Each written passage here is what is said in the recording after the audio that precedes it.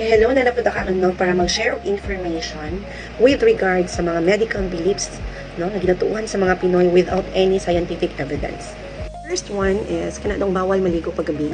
So, mo na ginaingon nga, dili daw pwede maligo gabi because it can cause pneumonia or pasmo. Medical aspect, wala na siya ginaingon na bawal din maligo gabi. Okay? But, mas okay noon na maligo ka gabi because it can give you relaxation or ma-relax ang imong lawas before ka mag-sleep. So, considered po ni siya no, as good proper hygiene before ka mag-sleep. Ang one thing lang ana is, dili po siguro ka maligo dayon if in case gikan ka sa kapoy ka ayong trabaho or singot kayo ka. So, mauna siya ang rason na magkapul mo niya ka or mapasmo ka. The second one is kanang pahiran og toothpaste ang area nga napasok. Okay?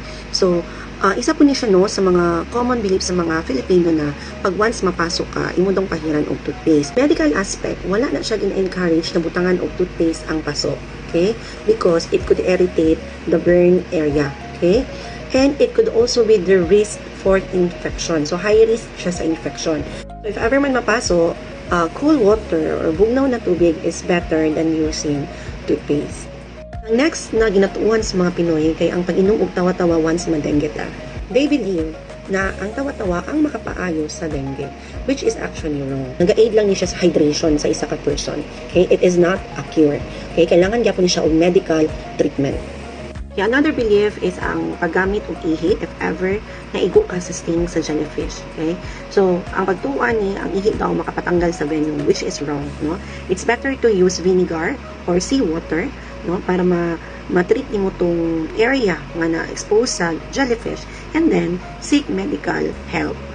Next na ginatuuhan no, sa mga katigulangan kay ang pagbutang daw og sinulid no, sa agtang if ever masinok ta, no, especially sa mga baby. Okay, this is purely cultural belief. No? Dili gini siya, wala gini siya scientific evidence. No? Because hiccups or sinok go away on their own. So, mawala ra gini siya giyaha. No? Dili gini na nakatambang ng sinulid sa agtang para mawala ang sinok. Okay, another misconception gihapon no, with regards sa medical myth ay ang pagbutang daw o garlic sa kilikili sa mga tao nga naay kalintura. Okay, kay tungod daw aning garlic, mababa daw ang kalintura. Okay, wala gini siya scientific evidence no nga mababa ang kalintura tungod sa garlic. So makapaayo ra gyud sa fever no kay rest ra gyud, then hydration and proper medication. That's all. Dili gid na siya makatabang ng garlic na iipit sa kilikili. Another belief kay if masama daw ka, imo daw dayon butangan og dahon sa bayabas no, ang imuhang samat.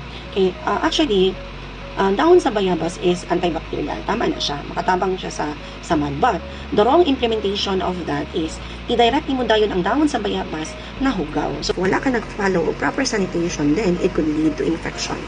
Another belief is, bawal daw magpagupit o buhok ang mga buntis because it could harm the baby or shorten the lifespan sa imuhang baby.